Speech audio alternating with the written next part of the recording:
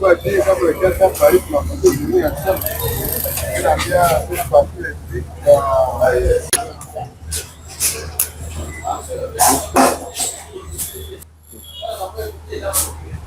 Jason, bonjour. Bonjour, Bienvenue. merci beaucoup. Prenez place. Ça va. Alors, Jason, comment? Bon, je vais bien. Ça a été avec la route, les embouteillages? Ça a été quand même, malgré qui, malgré les embouteillages, ça va. Absolument. Surtout qu'on est le week-end, il y a trop de mouvements, il y a certaines personnes qui vont à la fête. Et voilà. Donc, sinon, tu es à Kin depuis combien de jours déjà? Je suis à Kin depuis une semaine et 2 jours. Ah, une semaine et 2 jours. Ok. Là, pour combien de temps? Un mois? Pour une durée qui est encore indéterminée. Mais je pense que dans un mois et demi, je serai déjà bien. Ok. Donc, je crois qu'on aura vraiment assez de temps pour pouvoir se voir encore plus. En tout cas, bon appétit. Ah, ça va, merci. Oui. D'accord. Et sinon, ça se passe comment là-bas à Béni? Parce que je me souviens que c'était en 2021 que tu as rencontré le chef de l'État, le président de la République Tshisekedi. C'était à Béni. D'où tu viens? Quelle est l'expérience que tu as vécue personnellement en cette période cruciale de guerre d'agression? Bon, ce qu'il faut dire, ce qu'il faut savoir, c'est que la guerre est encore là. Et on ne peut pas remettre à zéro les efforts que les autorités, les membres du gouvernement essaient de faire, mais il faut bien admettre que la situation reste encore la même et que les choses n'ont pas encore pu changer ni évoluer. Au contraire, il y a plutôt des choses qui essaient de s'empirer parce que la fois antérieure, la fois passée, quand le président était dans la province du Nord Kivu, la province était encore tout en guerre, mais aujourd'hui on ne peut pas dire le cas puisqu'on a presque l'ensemble du petit Nord qui est pris en otage par les rebelles du M23. Et les grands Nord qui restent, cette partie qui n'a que 2 territoires, et une partie du territoire de Walikale, une partie du territoire de Lubero et le territoire de Beni, qui reste aujourd'hui la province qui est encore sous la supervision de notre armée et tout. Okay. Donc c'est quand même une chance, une grâce qu'on a encore cette partie. Mais il ne faut pas oublier aussi que cette partie est menacée par la rébellion ADF et pour des raisons qui sont méconnues, mais qui reste une menace quand même qui dérange beaucoup la population. Okay. Donc on peut comprendre que dans certaines régions, dans certaines zones, les ADF sont toujours très actifs. Il faut, dans le passé, c'était d'abord les territoires de Beni qui étaient très touchés. Aujourd'hui, ils ont élargi leur champ d'action jusque même dans les territoires de Lubero. Et même au-delà de la province Nord Kivu, ils sont dans le tour où ça se passe aussi très mal. Et toujours dans cette même façon de tuer qui est le massacre. D'accord. Je vous laisse manger d'abord et puis on va continuer. Pour ne pas prendre votre mal en patience. Il y a des chicots qui sont là aussi, si vous en voulez. Ok. C'est un peu loin? Non, je pense que c'est bien. Ok, attendez. J'aurais voulu qu'on nous apporte aussi des steaks, mais malheureusement, ce n'est pas encore prêt. Donc nous sommes obligés de nous en passer en ce moment. Bon appétit. Merci beaucoup. Ok. Pareillement. Absolument. Alors, il y a une question que j'aimerais vous poser aussi. Il est attesté, notamment par les Nations Unies, que c'est le Rwanda qui agresse la RDC depuis 30 ans, depuis 3 décennies. Nous sommes aujourd'hui le 1er novembre. Est-ce qu'au jour d'aujourd'hui, on peut dire que la RDC est définitivement si proche de la paix? Bon, je pense qu'il faut rester optimiste. Il faut continuer à dire que nous sommes un pays qui cherche toujours la paix et qui s'efforce de faire de son mieux pour recouvrer cette paix. Mais de manière réaliste, il faut admettre que nous sommes aussi dans une période où nous sommes plus touchés que ça l'a été dans le passé. Parce qu'aujourd'hui, c'est le monde entier qui parle de cette guerre. C'est presque une année qu'on va passer sans notre plus belle ville de la République entre nos mains, ce qui est aussi d'ici le mois de janvier. Si on arrive peut-être au mois de janvier 2026. Ça veut dire que c'est déjà un échec. c'est un recul par rapport au processus de la paix que nous avons toujours envisagé et que nous avons toujours passé et pour lequel nous avons toujours milité. Et ce qui doit rester clair partout et qu'on sait que c'est le Rwanda qui nous agresse, mais il ne faut pas aussi qu'on puisse dédouaner nos autorités de certaines responsabilités parce que les responsabilités sont partagées. Il y a l'agresseur et c'est lui qui doit aussi, d'un côté, pouvoir nous protéger. Est-ce que la population a aussi une part de responsabilité? Je pense que la part de responsabilité, elle est vraiment partagée parce que tant que population, c'est nous qui sommes dans ces zones, dans ces régions, c'est nous qui pouvons être en mesure de savoir les infiltrer, les gens qui viennent pour des missions contraires. Mais il faut admettre que le gouvernement a encore le premier rôle parce que la population vit généralement selon les lois, selon les appareils, selon les planifications du gouvernement. Et le gouvernement se doit de ramener cette population à cette mesure possible de rester aussi acteur de son propre destin. Ok, d'accord. Je crois qu'ils sont là, je vais prendre. Ça a l'air délicieux. Ouais, c'est très bien, c'est la spécialité de Kim. Absolument. Comme les Kinois aiment l'appeler, en fait, c'est des poulets maillots. Le fameux poulet maillot. Lorsque certaines personnes sont à l'extérieur du pays, on leur demande « Ah, vous êtes de Kinshasa, là où il y a les poulets maillots ?» C'est comme une image rattachée à la RDC. C'est une identité, quoi. Absolument.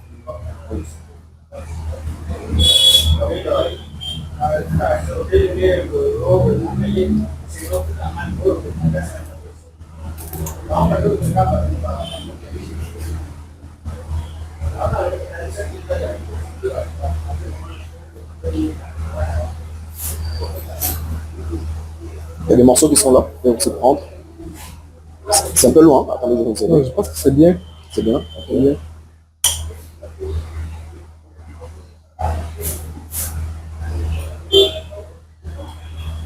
Moi, je suis un accro du ketchup. Ah, En tout cas, j'aime beaucoup le ketchup et du piment aussi. En disant la mayo également. Je peux vous faire de l'espace.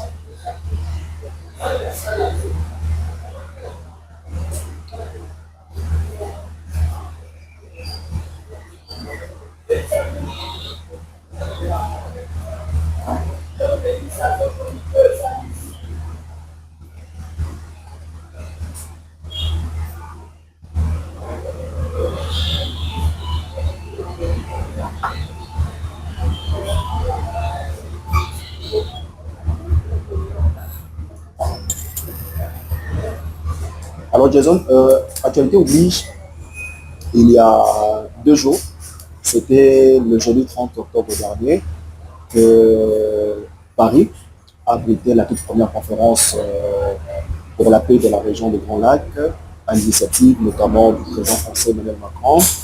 L'objectif principal, l'objectif était de pouvoir appuyer ou encore, je dirais, apporter un plus dans les processus déjà en cours de Washington et de Doha. Est-ce qu'aujourd'hui on peut dire que cet objectif a été atteint essentiellement sur le plan humanitaire?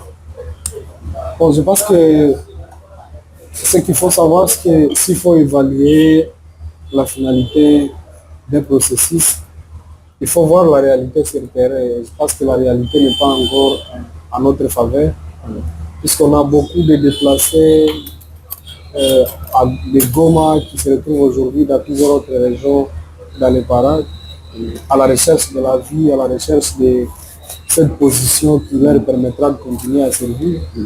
Et ils ne sont pas tout autant considérés qu'on l'attendait. Notamment au Burundi. Oui.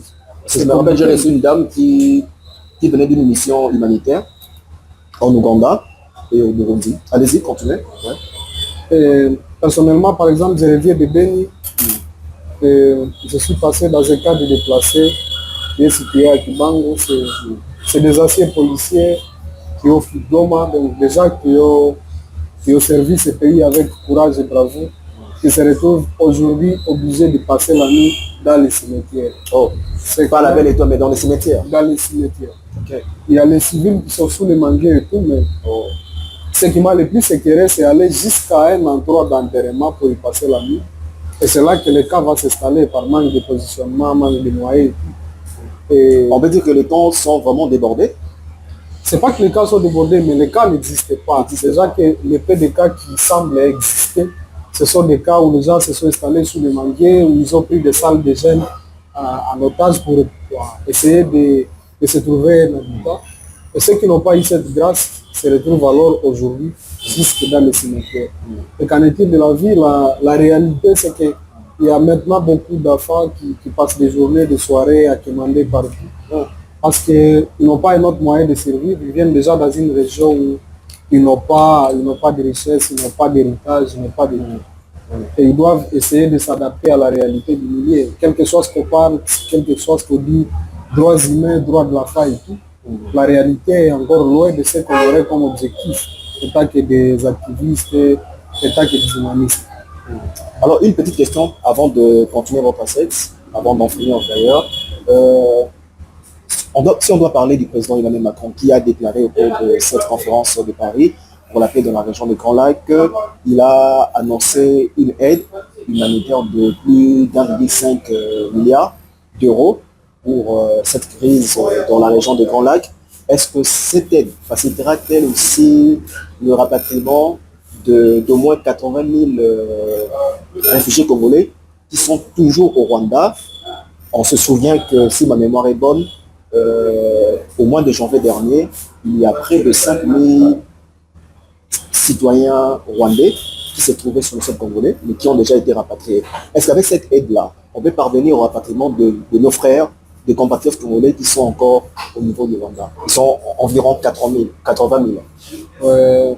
Je ne voudrais pas être pessimiste, mais je pense que s'il faut qu'on résolve de manière évolutive ce qu'on a comme problème à l'interne, il faudra qu'on commence généralement par ce que nous sommes.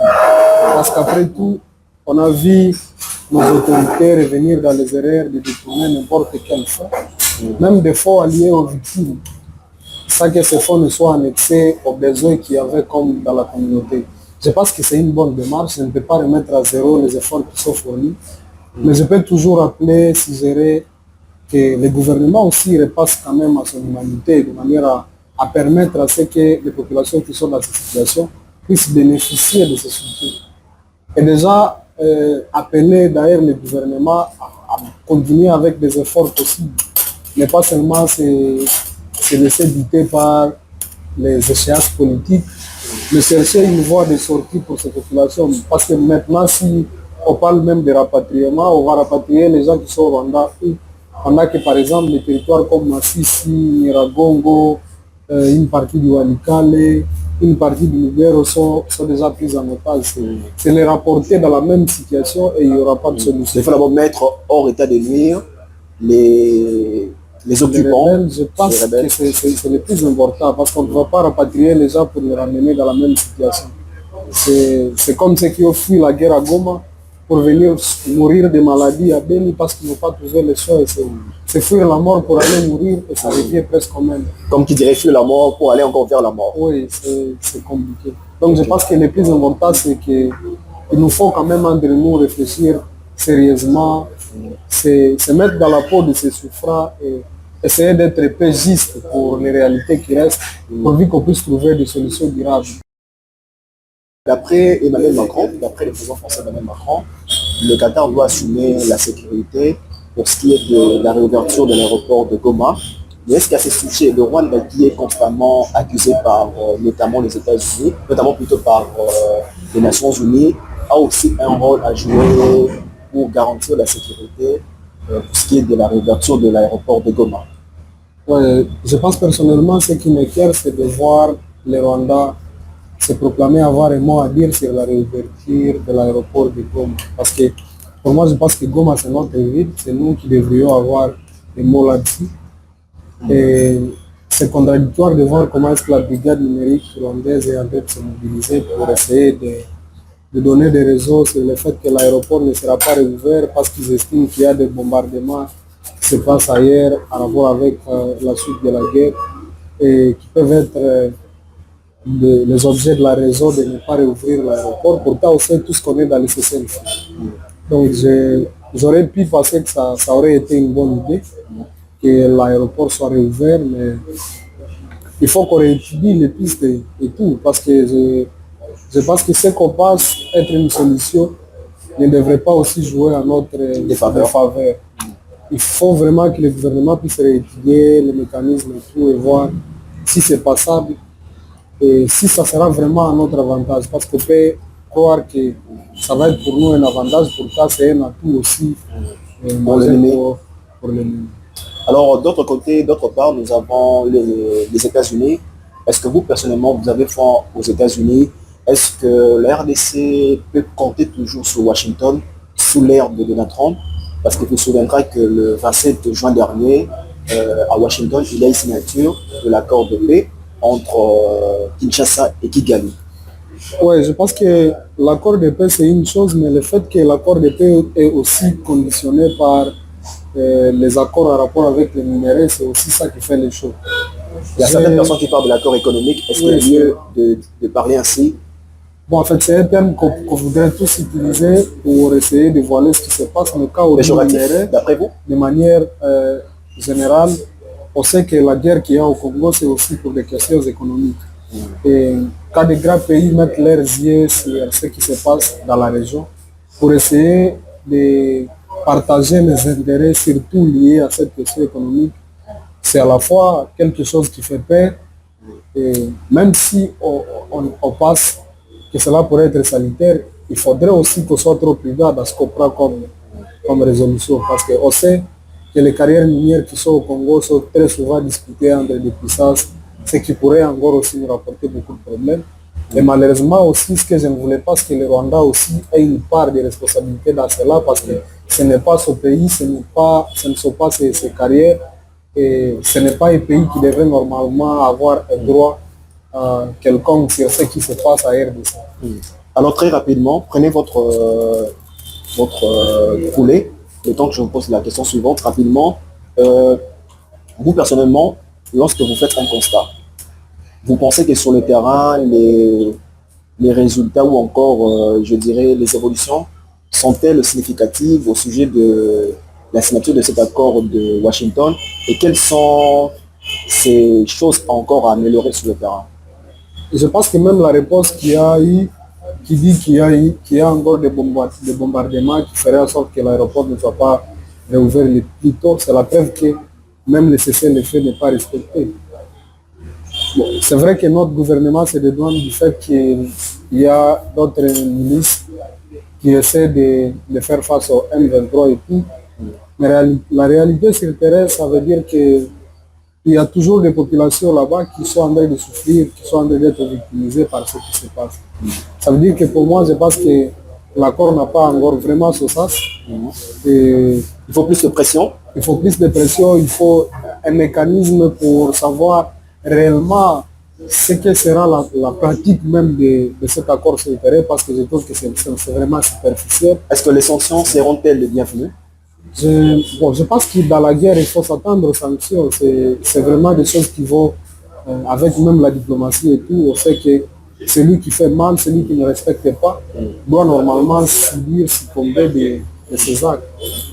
Surtout que depuis le début de la guerre, on ne voit même pas certaines personnes être ciblées de sanctions. Pourtant, on sait qu'il y a des grandes figures qui méritent d'être sanctionnées par la communauté internationale, mais ce qui n'est pas fait. La preuve même que la communauté internationale semble être hypocrite dans l'évolution du dossier, parce que ce qu'on aurait voulu, c'est de voir son implication comme dans la guerre à Russie et partout, où au sein, il y a des sanctions qui sont pratiques. Okay. Je dirais même dans la bande de Gaza, entre Israël et le Hamas, qui aujourd'hui ont signé, il y a plutôt quelques jours, ont signé un accord de paix.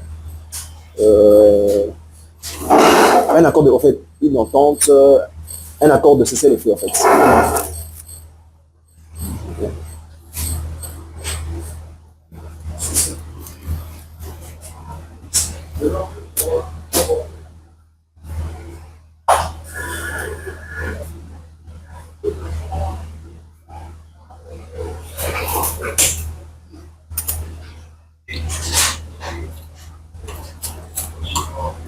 Servez-vous, hein. Moi je crois que j'arrive déjà à mes dernières fourchettes. Ouais, merci.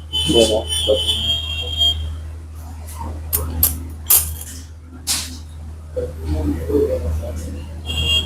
D'ailleurs, la pluie qui menaçait tout à l'heure, là, je crois que le soleil commence à s'ouvrir, hein. Le ciel commence à s'ouvrir.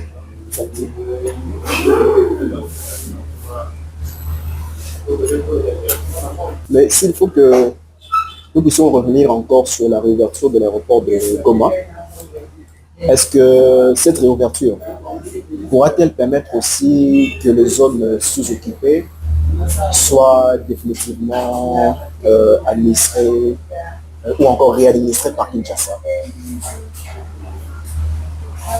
Une autre question peut-être, pardon de vous interrompre, si aujourd'hui Kinshasa arrivait à reprendre le contrôle de Goma et de Bukavu, on peut dire qu'on peut maintenant avoir un moyen de pression sur l'FC 133.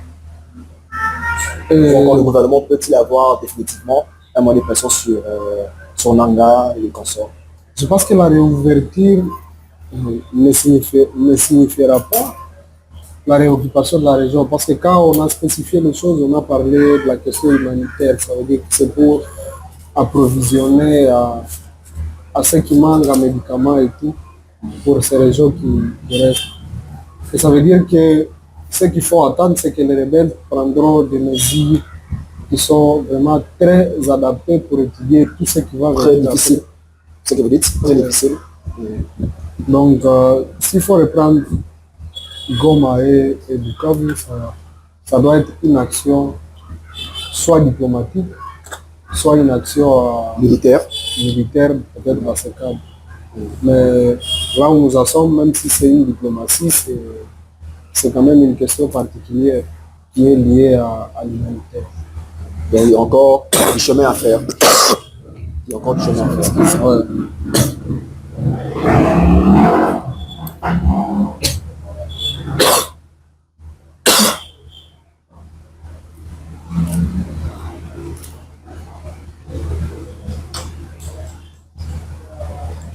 Aujourd'hui, on sent l'engouement un peu partout, bon, du moins d'après ce que nous rapportent certains observateurs. Bref, quid de la mobilisation générale des Congolais autour de FARDC? Est-ce qu'aujourd'hui, cette mobilisation est-elle tout azimut? Quand vous regardez les médias ou encore tout ce qui se passe dans les réseaux sociaux, quand vous regardez les médias, oui, tout ce qui se passe dans les réseaux sociaux, est-ce que la mobilisation est-elle aujourd'hui générale? Qu'est-ce que vous en pensez? Bon, je pense qu'il y a beaucoup de choses qu'il nous faut encore, État que population, État que gouvernement, pour vraiment sentir notre armée être en mesure. La première, c'est que pour des régions, il faut accepter qu'on a parfois des sous-effectifs, ce qu'il faut que les Congolais se mobilisent. Et nous qui pouvons encore avoir le courage d'aller dans l'armée, nous puissions quand même rejoindre nos confrères, parce que c'est une question de la patrie. La défense de la patrie. Et pour d'autres questions, le gouvernement doit toujours, ce que je répète, garder ce sérieux, parce que la mobilisation demande aussi à ce que les fonds soient affectés aux endroits qui sont ciblés, pourvu que la réussite puisse avancer. Et de même que la population qui se doit aussi d'accompagner l'armée dans toutes ces régions où elle est en train d'effectuer ses missions. Ok. Je crois qu'on arrive presque déjà à la fin de notre entretien, notre déjeuner de presse.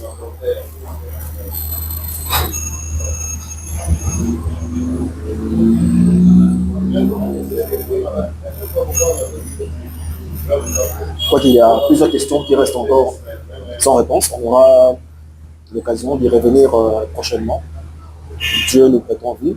On aura la chance d'en parler encore.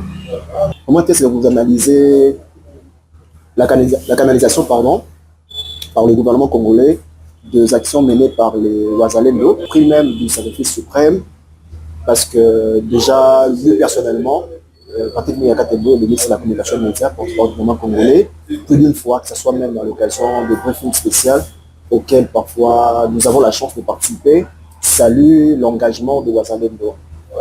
La canalisation des titres et énergies, comment est-ce que vous la trouvez? Bon, personnellement, je salue d'abord le courage de toutes ces personnes qui sont affiliées à ces forces, parce que c'est une preuve d'amour pour la patrie. C'est important pour nous tous parce que même la Constitution le dit, nous avons tous le devoir de défendre la patrie pendant des moments difficiles. Mais il y a encore beaucoup de choses qu'il faut. Il faut une très bonne organisation, il faut un renseignement spécialisé parce que tout le monde ne joue pas à notre faveur. Il faut une sélection qui est percutante. Il ne faut pas aller en ordre dispersé. Les actions ne respectent pas aussi les droits humains et tout par rapport à la situation même de la population. Il y a des gens qui se font tabasser gratuitement pour des soupçons qui ne sont pas vérifiés.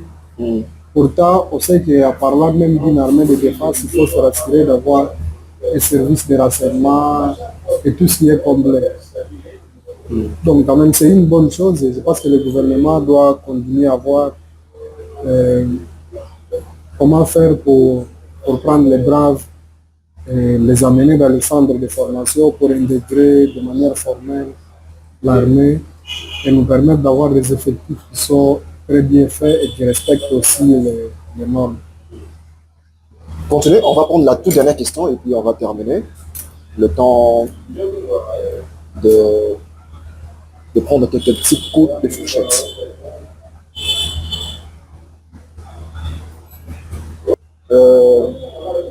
Deux dernières questions, vous allez y répondre directement. En 2021, comme je l'ai dit d'entrée des jeux, vous avez rencontré le chef de l'État. Aujourd'hui, nous sommes en 2025. Est-ce que vous avez des initiatives ou encore, est-ce que les tractations sont-elles en cours pour une éventuelle nouvelle rencontre avec le président de la République, le CDD? Et puis, dernière question, à l'échiquier international, la RDC poursuit sa campagne pour la reconnaissance des génocides commis en RDC. Quelles sont ces propositions, peut-être, que vous pouvez donner pour que cet objectif soit finalement atteint, pour que le génocide congolais soit décidément reconnu au concert des nations? Je pense que je reste ouvert pour échanger avec le chef de l'État parce que j'ai tenté plusieurs fois. Mais on ne s'est pas vu. Peut-être par rapport à ce calendrier où je ne sais, l'agenda peut-être et tout. Mais moi, je reste personnellement ouvert pour échanger parce que je pense que c'est une question cruciale, capitale, qui demande à ce qu'on apporte chacun ce bois au fait, pourvu que les choses puissent avancer. Et parlant même de la question de la reconnaissance du génocide, je pense que je suis un de ces militants qui ont milité depuis très longtemps pour la reconnaissance de ce qui se passe dans la région de l'Est. J'ai d'ailleurs été présent dans les séances d'organisation des premières commémorations ici à Kinshasa avec d'autres militants de la société civile et CAI. Et je pense qu'on doit continuer à faire que ça marche, mais surtout aussi à rentrer dans l'effort dans la République et voir ce qu'on peut faire d'interne. Parce que la plus grande partie de la solution, c'est nous.